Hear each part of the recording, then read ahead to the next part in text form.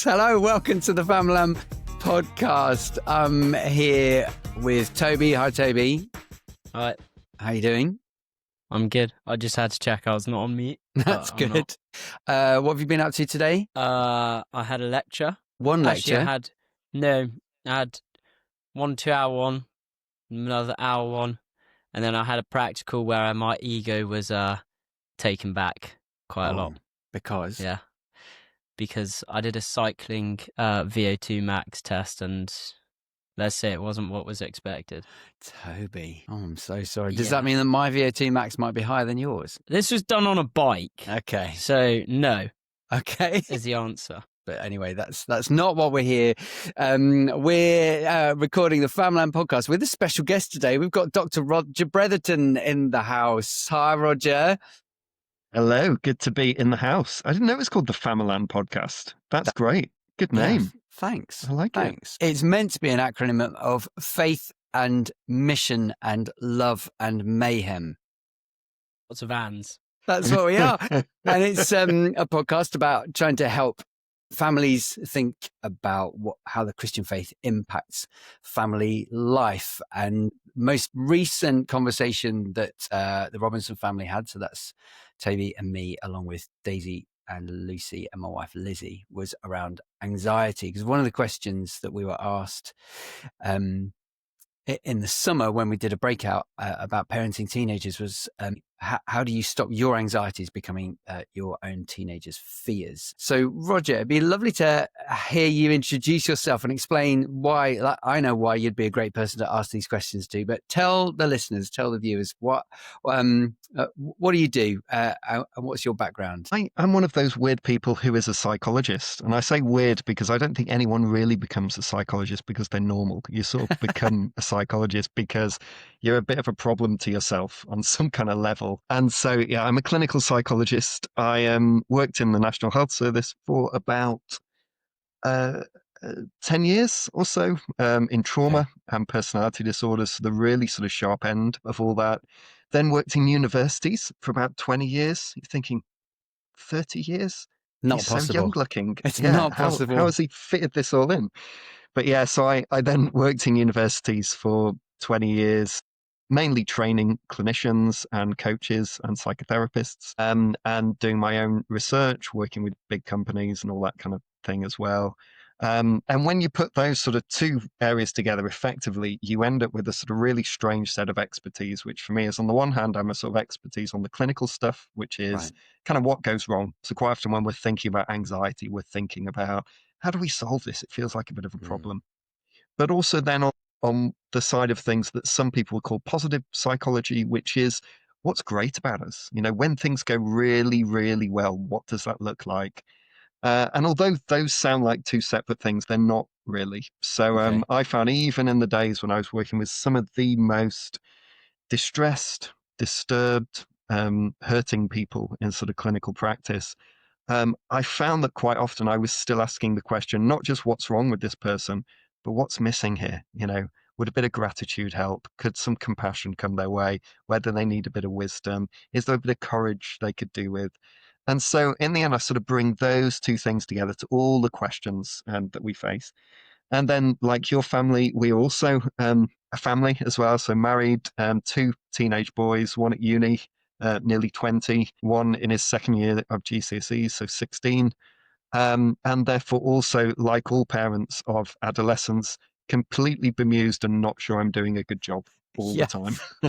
But they are a delight. I don't know if you guys talk about this, but I certainly feel like I'm in that phase of life now where my kids are gradually becoming my friends, really. And we get on very, very well. And we laugh a lot as a family. And so I come to it maybe as an expert psychologist, not necessarily claiming to be an expert parent. Yeah, well, there's no claim of expertise from the Robinsons. Roger, it sounds like you are brilliantly well placed. Thank you for your time thinking about this idea of anxiety then.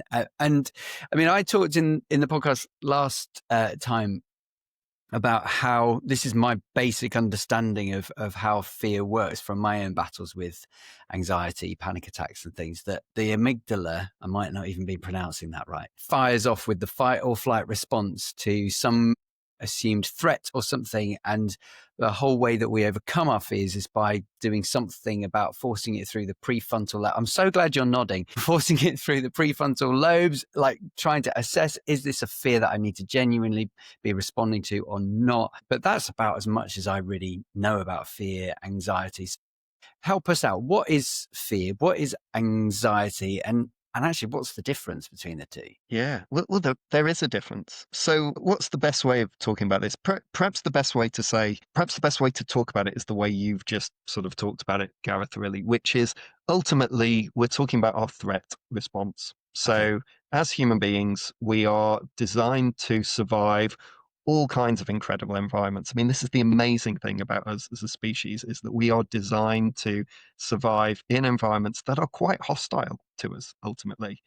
And our fear response is part of that repertoire of survival responses that we've got. Something threatening has come my way. And before I've even thought about it, so this is what you're talking about with the amygdala, we can sometimes have what some people call a bottom-up hijack, which is literally, there's a threat. And before we've even thought about it, we've responded to it. Right. So either we've run away or we've fought it off or we've frozen and watched the situation. But we've done something that kind of allows us to survive really, really quickly. And when you're talking about the prefrontal lobe is the place where a lot of our decision making takes place. It's the place where a lot of sort of slower processing will occur. Mm. And as in all emergency situations, that stuff shuts off just to save us, get us out the way, get us moving. Okay. Now, the difficulty with that response in our culture is it's designed to deal with short-term problems, really. A tiger walks into camp, an opposing tribe attacks, we see a snake on a path. It's designed to just get you out of there when these very physical dangers occur. But most of us in the West don't live in those kind of environments anymore. So most of the things that scare us now are or anything. I'm thinking about my teenagers, exam results and Yeah. pressures at home and status anxiety and deadlines that last entire years, if not longer at times. And so what happens with those is that this sort of fear response is triggered. It's designed to save us quickly, but it can't save us quickly because those things aren't going to go away. Huh. And so what you find in our culture is a lot of us are living with a very, very unpleasant response that's lasting much longer than it should. And that's why we start to get concerned about things like the effects of chronic stress and the damage that it does at your body to live at that sort of level of arousal all the time. Um, and it's because effectively we're living long term with a short term response. Wow. So that's fear. Tell us a bit about how anxiety, obviously that's been my story about anxiety. Is that part of the stress response as well? That my body just got so used to Yeah. being tense or stressed or whatever that I overreacted to stimuli? Or is that what was Yeah. going on? So these are all quite close terms. So anxiety, stress, fear, was sort of talking about relatively similar things in lots of different ways. But Okay. to differentiate them a little bit, generally speaking, we say we're scared of something. So if you have fear, there's a really clear object. That's the thing I'm scared of. I'm out of here. I watch a horror Ah, movie. There's a jump scare. It's really clear what it was that made you scared. Anxiety, on the other hand, often doesn't have a very, very clear object. So this is one of the things that makes it quite mysterious, difficult to pin down. We don't always know necessarily why we're anxious. The other thing I should say as well is that anxiety, we can't get rid of it, So anxiety is part of the human condition because it's part of the fact that we just don't always know what's happening around us all the time. Can't predict the future, can't tell what everybody around us is thinking. And therefore, anxiety, that's why it feels like it's really difficult to pin down. And what am I supposed to do with this? So it's Freud who used to say anxiety always seeks to become fear. In other words, we say this sort of general sense of things being a bit uneasy and being a bit unsure and not quite sure what's going on. Quite often we will attach it to something. So we'll quickly, oh, I'm scared of spiders. Oh, it's dogs that scared me. It's balloons that really freak me out. I don't like the smell of matches. So it turns into some kind of thing that we can then pin it to something. But very Interesting. often it's not that thing that is the thing that's scaring us. That just becomes almost like a symbol of, well, I've got to pin it to something, so it must be that. Huh. That's interesting. Is that why, for me, when somebody reframed my fear of heights as a fear of falling, I was like, yeah, because I was trying to find something perhaps that I like heights. I like being up high. I like the view. I love flying, but the idea of falling, yeah, maybe that it gave me something else to hang it on so I could rethink what I was actually afraid of. Fear of heights is one of the classic case studies in psychology of anxiety, because on the one level, it might be that you're scared of falling. But also, if you're really, really honest, I don't know if you ever have this experience, that there's another fear that you might throw yourself off the cliff, Yeah. that's within the possibilities of what you could do. And therefore, anxiety, the existentialists used to say that anxiety is our apprehension of freedom. It's you being aware of, I'm absolutely free to do whatever I like in this situation. And I could do something really, really stupid, but that's a genuine possibility. Wow, that's mad. That makes a lot of sense. So, and then my question is, how does anxiety actually transfer from a parent to a child? So this is a huge question, Toby. I think probably I need to begin by exonerating parents everywhere, really, because I think to begin with, this can become really blaming, can't it? And go, your kid's anxious because you're anxious, or you made, just as you've been horribly screwed up, Toby, by Yeah, your mum exactly. and dad, other It's what kids we're all all over waiting the for. world, the same thing is happening. And I think the first thing we have to say that blame doesn't help in this situation. So it's not a very useful way of viewing this. And so I'm going to talk about some of the ways in which we as parents, including me, might convey or transmit anxiety to our kids. But try and look at this as we're just trying to explore it. We're not going to a blame place, and blaming somebody isn't going to stop it. In fact, it might even make it worse. So the best thing to do is go, let's be curious. Why might this happen? So shall I tell you a few of the mechanisms? Because there's loads of them, actually. I probably won't hit all of them, but let me just talk about a few of them. So the first thing to say is that there's huge genetic variability in how sensitive we are to begin with. So some people at birth already, I would be one of these people, are already highly sensitive just because of the nature of their nervous system. So it means they have a very low response threshold, things that wouldn't shock. Some people will shock them. They have a very high response rate, so it makes them more anxious than it might other people. And then they have a slower return to baseline, which means that it lasts with them longer. And that literature is often called the literature on highly sensitive people. So about 20% of the population sit in that sort of highly sensitive thing, which means that Wow. if people are going to be anxious, it's very often going to be those kind of people particularly are much more susceptible to be anxious anyway, full stop. Second thing to say then is that a lot of our anxiety is actually related to our style of attachment to other people as well. And this is what we kind of learn within, keep in mind, when you're first born, only 25% of your brain is wired up, and all the other wiring up is done through interaction with your environment. And some people would say, even into your age, Toby, and beyond it, that's still going on. Your brain is still wiring up, and there's lots of estimates about does it stop at 25, 27? Who knows when that stops? But it's a long process, and so we're learning all the way. And one of the most fundamental sort of learnings right at the very, very beginning is, am I safe? And is my primary carer, whether that's mum, dad, grandma, auntie, whoever it happens to be, are they available to me? So if I get distressed as a baby, is there going to be someone there who can do two things? One, if my anxiety goes high or my fear goes high, they're there to comfort me and make it okay. And if I'm giggling and having fun, will they multiply that, make it fun and make it greater and laugh with me and be with me? And this is where our fundamental view of who we are is being formed, really, in those sort of interactions.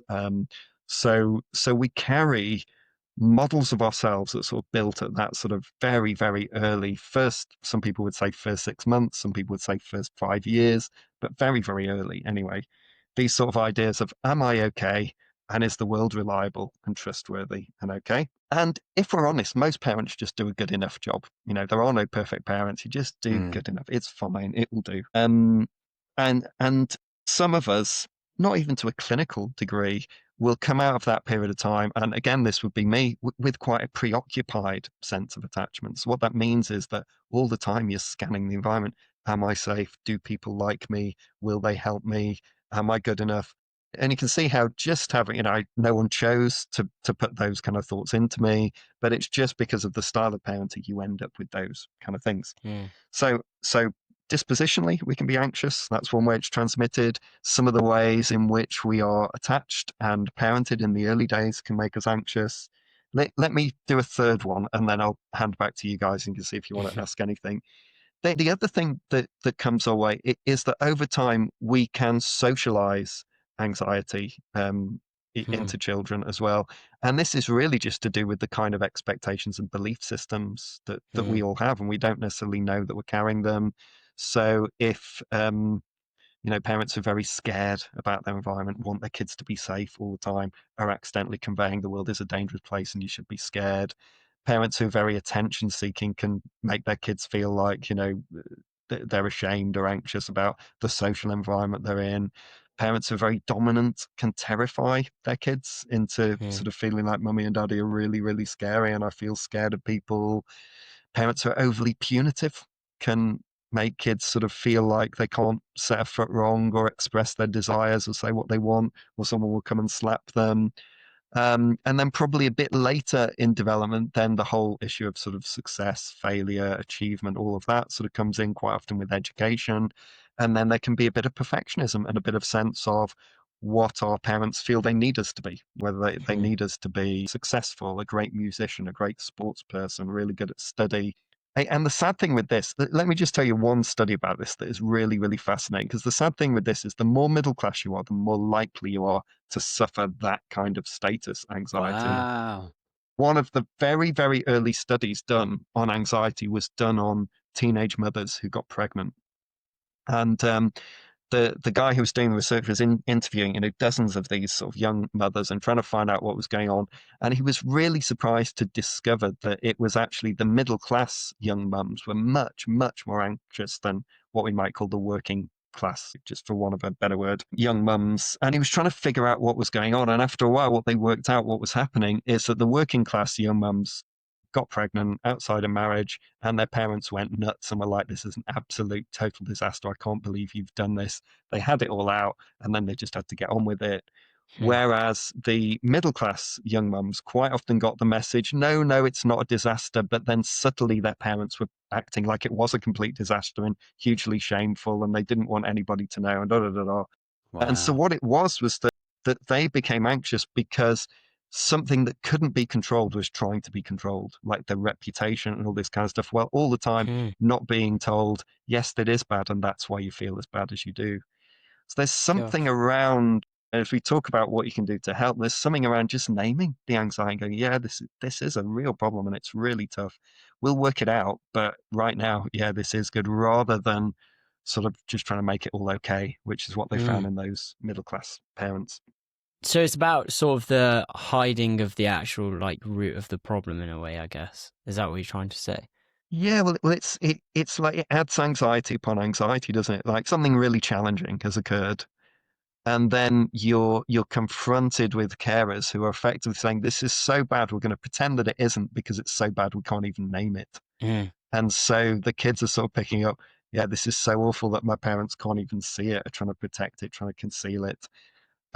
Whereas the sort of the poorer socioeconomic women basically had a big old Barney and a row with their parents and then just got on with it after that. Yeah, this is terrible, but let's make this work. Yes, the dishonesty, if you like. You find the same in families where abuse has happened as well, that actually it's all the sort of, the abuse is bad enough, but the thing that does the real damage is all the way it's covered up and the lies that have to be told and the bending and gaslighting of reality that occurs. I mean, that's not what we're talking about today, but that's like the really extreme example of how something bad becomes even worse. So interesting.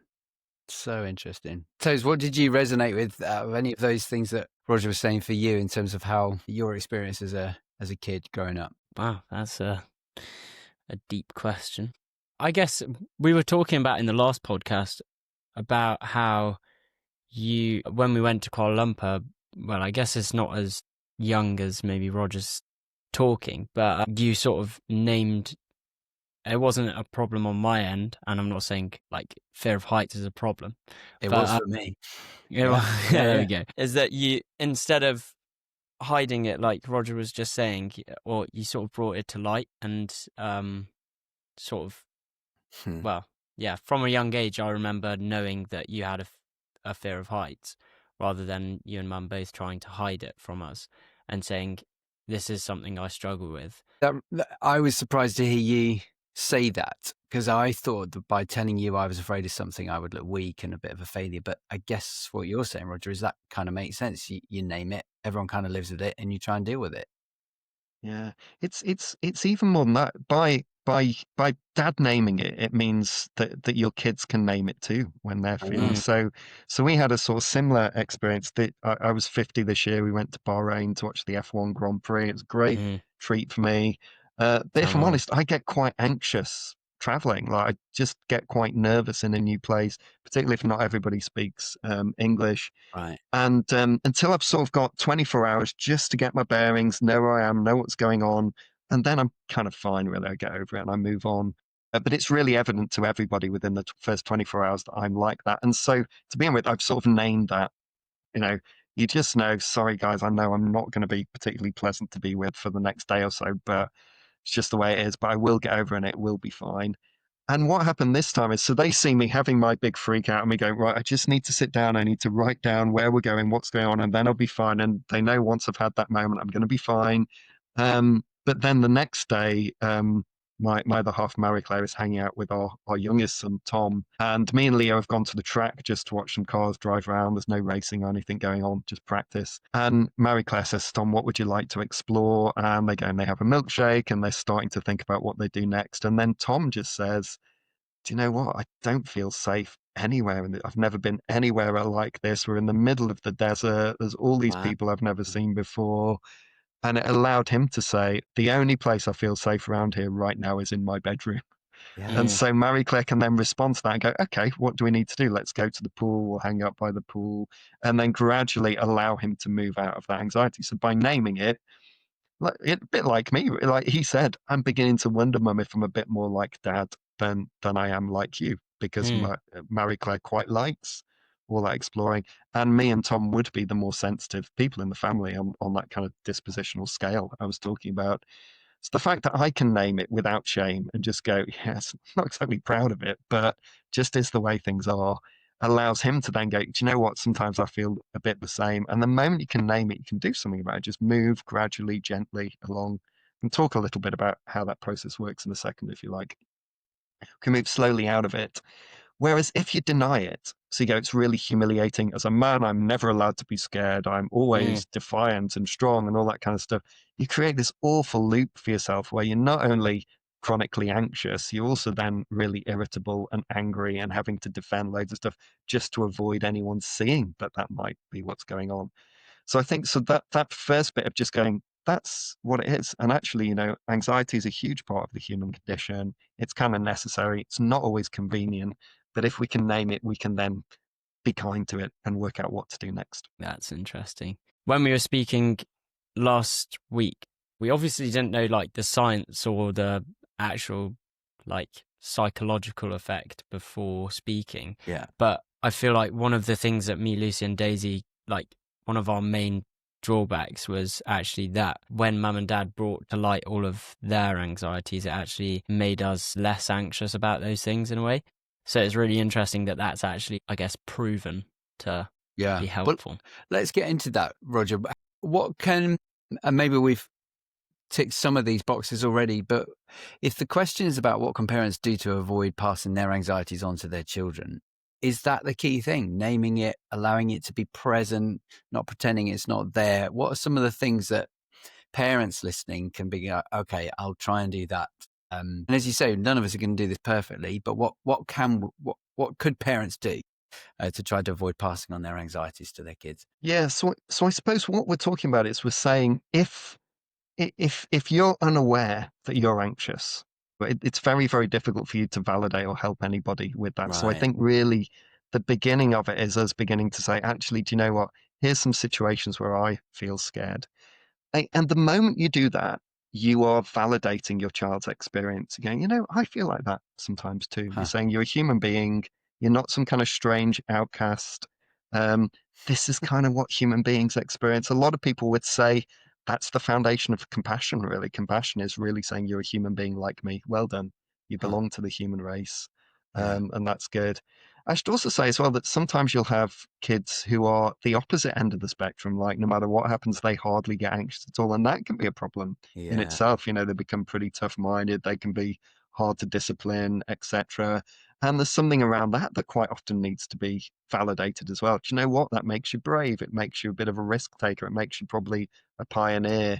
So it's like, whatever your kids are presenting with, it's trying to work out what's the context in which this is a wonderful gift to the world? Because this is the way it works, is that genetic diversity leads to all these sort of different ways of us presenting as human beings. And the reason is because as our environment changes, different people sort of rise to the fore to really do well in it.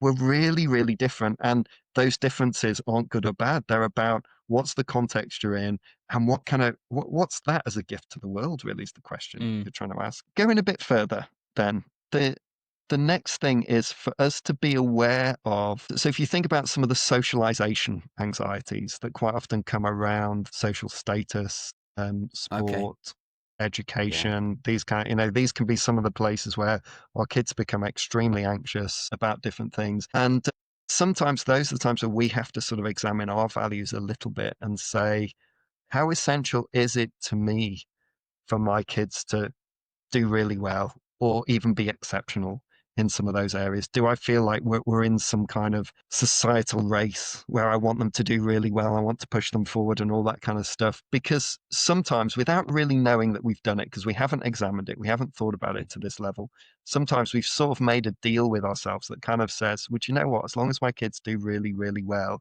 in these areas, I can live with them being a bit anxious. I can live with them freaking out right now because in the future they might do well. It's just sort of really being aware of how we balance that sort of needs of, of course we want our kids to do well and we want them to make their way in the world and to find their place and all those kind of things. And that involves facing a bit of anxiety. That's going to be involved. But are we pushing too hard or too far? Has it become too necessary for us? The way I usually put it is that sometimes if you're not careful, and I think all parents have this tendency, you end up seeing like your kids as your own personal PR. How my kids are doing in the world is how I'm doing in the world. Interesting. And you need to sort of find a place where you let your kids be different from you.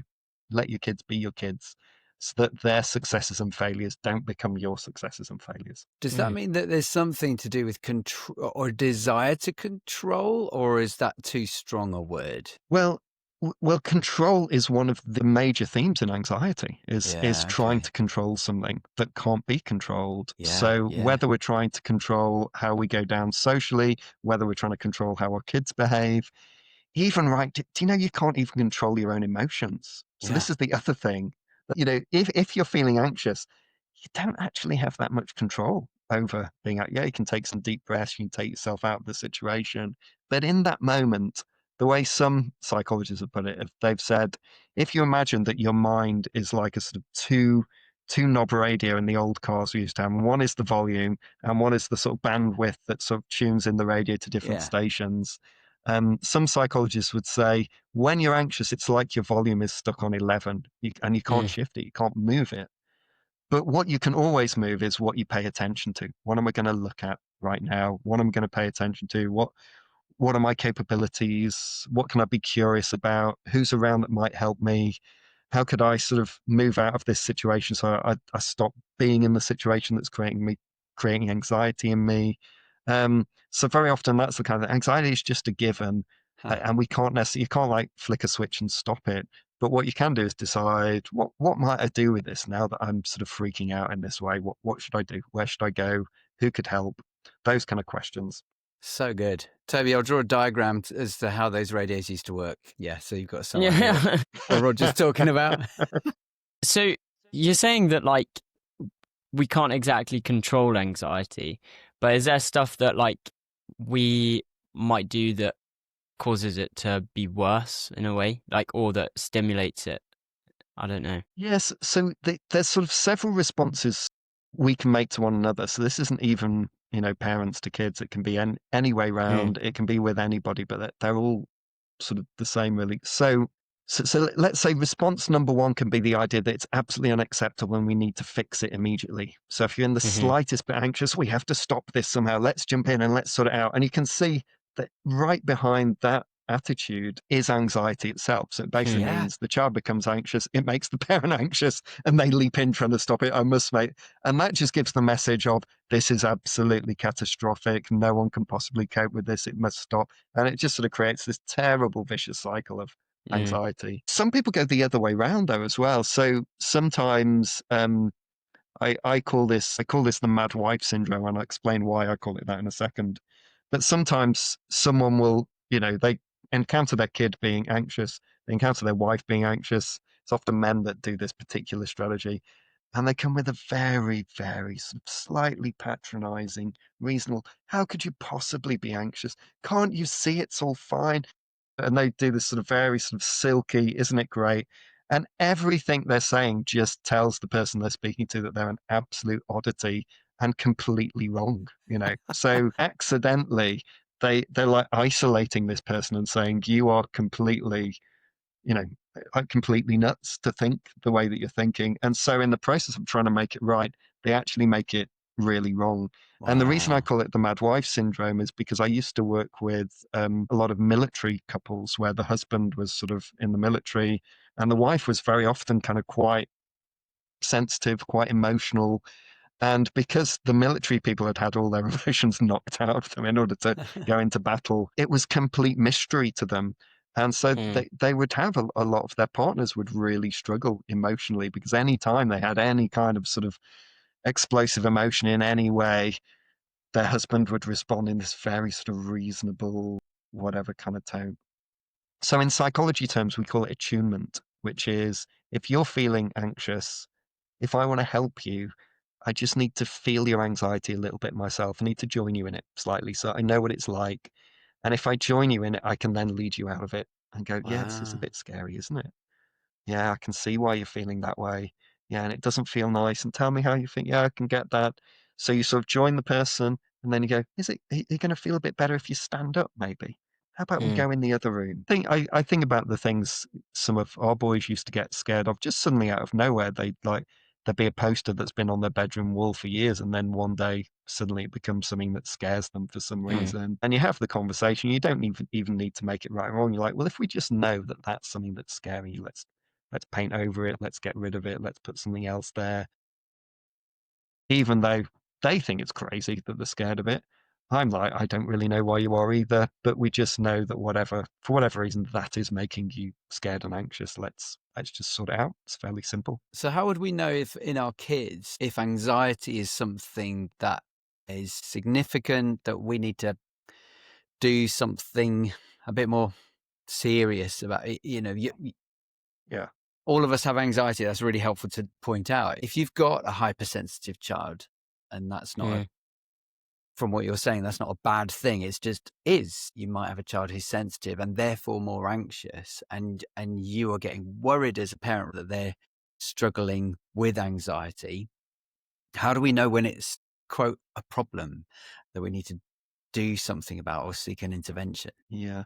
So firstly, let me say, if you do have a very highly sensitive child, one of the things that's hard about that is as a parent, let's say you've had 3 kids and this is your 3rd kid, you can sometimes find that with the really highly sensitive child, all the stuff that worked fine for the previous 2 kids suddenly doesn't work for the 3rd kid, so all the bouncing, controlled crying, all that kind of soothing, whatever you did suddenly isn't effective. No matter what you do, they're still crying or they're still anxious. And what can happen in that moment is that we feel wrong. And because we feel we're getting it wrong, we sometimes end up almost like blaming the child, like we get angry with them for not being the way we would like them to be. So the first thing is just to give yourself a break. Like sometimes when you're parenting, there are plenty of situations where you just don't know what to do. Like we just don't. This is a situation I didn't see coming, don't know how to deal with. I'm finding it really tough, and just accept that, and bring some compassion to it. I'm always reminded how when the Apostle Paul is writing about love in the Bible in 1 Corinthians 13, when he goes for love is, the first thing that comes to mind for him is love is patient. In other words, love hangs around when stuff just doesn't work out and isn't the way I want Such a it to good be. point. I think it's really, really weird that that's the first thing that occurred to him. Yeah. And the more I think about it, I just wonder, maybe actually that's the first thing that should occur to us too. Like, just stay there, stay in contact. You're not getting it wrong if you can't soothe the child in a ways that have worked loads of times before. That's a really important thing to keep in mind. Next thing as well is I think parents experience a lot of guilt that if things really do erupt. So sometimes you'll have kids that become so anxious that they perhaps harm themselves in different ways, or they start to behave in ways that sort of coping strategies like various, substances or risky behaviors with their friends or things like that. As parents, we quite often feel guilty that we didn't see that coming. I should have spotted this. How did it get to this point? And so, in answer to the question, how do we know when anxiety is getting out of control? The first thing to say is we don't always, and that's not our fault. Right. I think whenever we're dealing with our kids, you might find this, Toby, in a different way. I'll sort of explain how it affects you in a different way in a second. But basically, as parents, the way it feels is that my operating system, my understanding of my kids is always behind. The moment I've worked out how to change a nappy, they're no longer in nappies. The moment I know how to It's deal so with a true. 12-year-old, they're 16. So I feel like just at the point where I've got the hang of what I'm doing, they've moved on into a different thing. Mm. And the way you might find this, Toby, is you find that once you've gone to uni, you've got a bit of independence and things like that, and then you come back home, you feel like, actually, I've really moved on and grown up, and I step Mm. back into this situation where your parents haven't really seen that growing, they haven't been around to see it, Yeah. and you're then in the position of going, actually, I'm now going to sort of have to educate my parents about how to treat an adult Toby, because they used to me before I went. So that sort of mismatch is going on all the time with our kids. So it's the fact that we don't spot it coming. That's not our failure. It's like once it's there, so you might see some of those risky behaviors. And rather than going, that's wrong, the first question you maybe ask is, what's going on here? What's the emotional reality behind some of the Right. things that have happened? So don't look at the behavior. Think about what is the sort of push, the emotion that's led to this behavior. The other thing to say as well is that often the kids who are most anxious are the most conforming children as well. Because if you're highly anxious, you're really easy to discipline. Mm. And so because you just respond to whatever discipline comes your way, which means that quite often our most anxious children are quite often the most convenient kids in the family. They look like they're perfect, they've got it all together, they're very interior. And then suddenly, I've met families where suddenly, boom, they develop an eating disorder and it seems to have come out of nowhere. And they're always saying they caused us no trouble. And in family therapy, that's the message you hear all the time when they're talking about a child who's developed some kind of really, really serious or some massive sense of distress. Very often the family will say, but they were like the quiet child, the one that Huh. caused us no bother. That's a very, very common theme. And it's because that's likely to be the child who sort of receives the anxiety. It's not the kids who run around and scream and shout. They're much more likely to be on the more tough-minded end of things. But the thing to look out for in terms of anxiety, really, the big signal that leads to other things is really avoidance. So Oh, you're starting to hit something really serious where children start really, really avoiding certain things, can't okay. go to certain places. School avoidance very often would be one of the examples. I was talking to someone the other day who was just talking about, her kid really just hates walking into church and sometimes will sit in the lobby and doesn't like being there. And in that case, that's not yet at the point of being a significant clinical anxiety, but just need to help him with a bit of courage and kind of Yeah. work out what's going on. What is it that you see in this situation? Because the other thing that my research has found out as a sort of add-on to this is that I did some really interesting research on social anxiety with students, so university students, basically your age, Toby.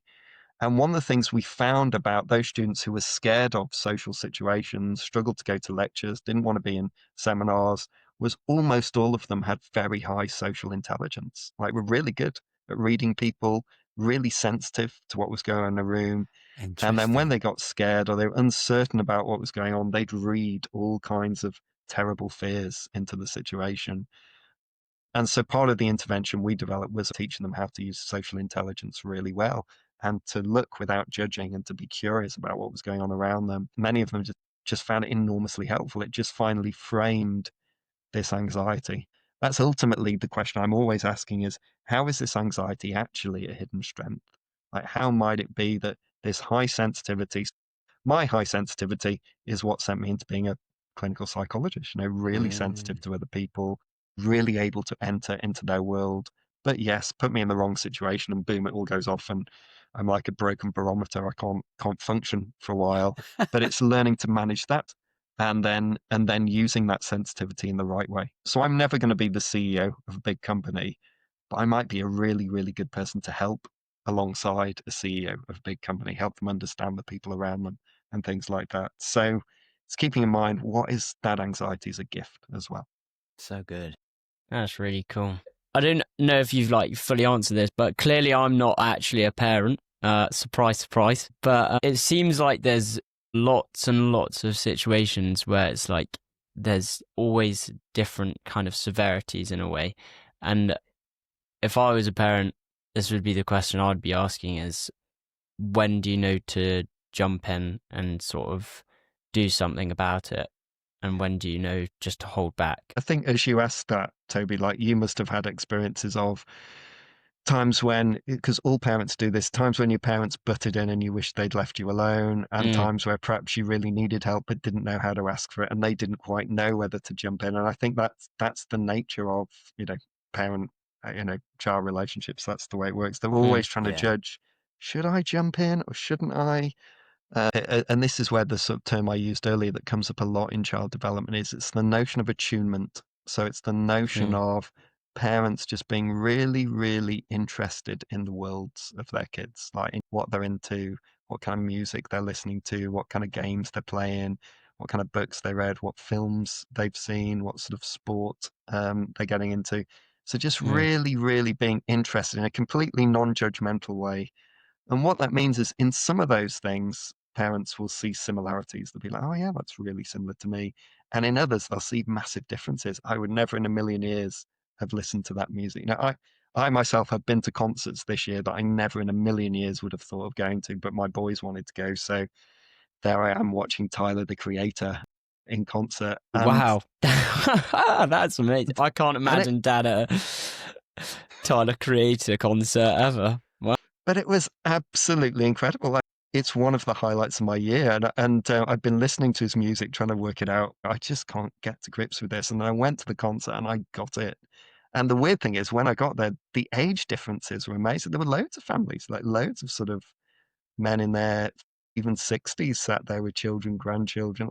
And I was like, wow, this is really, really much broader than I thought it was going to be. But sorry, I've completely diverted here. But the point I'm trying to make is that attunement means being really, really interested in your kids so that they know they're not alone, but not necessarily always letting them know that you're there and observing and being involved, so leaving them to it. There are a lot of things that our kids need to learn themselves. Like you learn a lot by being able to solve a problem, work it out. When our kids are little, we sort things out for them. The older they get, the more we become coaches to them. So we're going, oh yeah, that is a problem. How will you do that? Let's talk it through. Let's help you solve it. What would you do?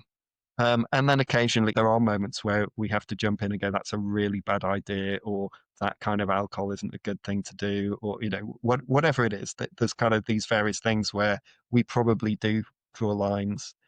The other thing I would say as well, that as parents, I think we're much more interventionist with our first kids than we are with the kids that come later. That quite often the first kids are like the pioneers, and then the younger kids get exposed to stuff much earlier. Quite often, the boundary has already sort of dissolved a little bit before they even get to where the previous child had got to. And So you makes do the find youngest as well. child the best by any chance.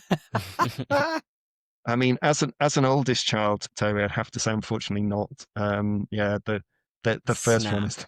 Got to listen to the psychologist.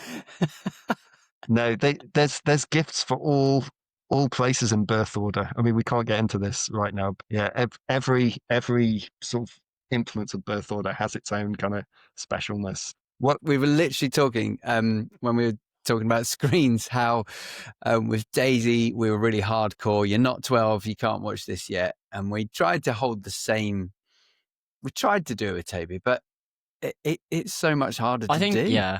we did for 12s, not 15s. Yeah, I think that's right. That's what we concluded. That's right. But Roger, thank you so much. Any other final thoughts of anything to do with anxiety and not allowing it to become defining in our families that you feel like you haven't said? So we're talking a lot as if parents are sort of managers of their kids, really. And I guess what I would say is part of the answer to the question of when do you jump in and when do you leave people alone is to remember that you're not building your kid out of Lego. That's not your job as a parent. Good. It's more like gardening. So you have to let them grow and you have to provide the things they need and allow the space for that growth to occur, allow them to explore and find who they are in the world. So that's an important part. The other thing I would say is that in the end, our kids will grow to become like us. So if I'm becoming aware that I'm a bit anxious and I start to work on that for myself, I'm also working on it for my kids as well. So if there's someone listening and they're really mortified about the fact I'm really highly anxious and I know that it infects my kids in all kinds of different ways, don't sit in a place of blame, sit in a place of compassion and sit in a place of, do you know what? Even if you make a 1% move forward in that anxiety this year, that's another thing that you've done for your kids as well, because they will become like you. And if you're demonstrating, I'm anxious, but I'm moving through it, you're teaching them courage. And I think that's a sort of really important thing to keep in mind too. I love that. So if we're trying to engage faith in this whole sphere of anxiety, it's recognizing that you can be a person of faith and be anxious at the same time.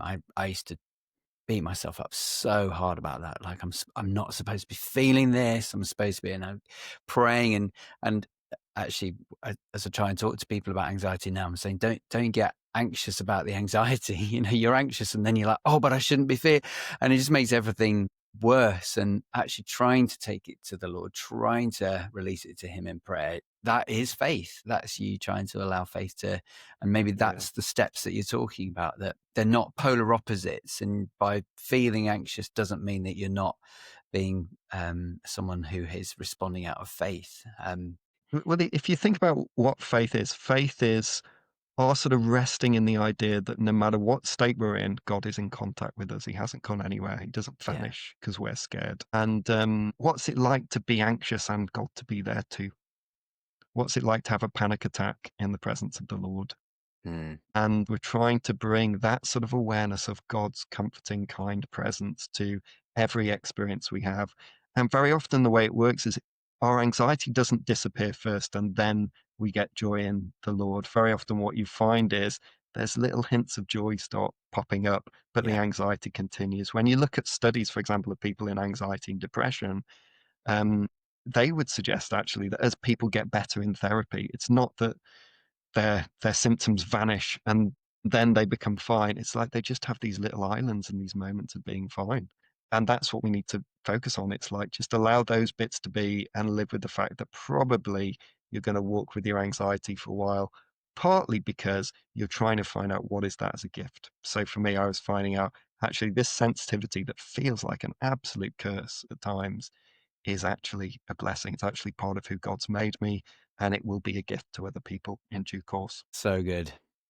And I'm feeling like I wish I'd had this conversation 23 years ago as Daisy was being born. But Roger, thank you so much. Really appreciated your wisdom, your time. Yeah, all the stuff that you've learned through what you've been through personally, but also, your study, your teaching. And thanks for sharing with us. I hope this has been a helpful conversation for you to listen into as well. If you are listening, watching, we would love for you to comment. We'd love for you to like. We'd love for you to subscribe. We'd love for you to share. We're a new podcast about how Jesus might have a positive impact on our families and our parenting. And that's what we're all about. So we'll look forward to seeing you next time. But for now, thanks so much to Dr. Roger Bretherton, to Toby, and to you for listening and watching.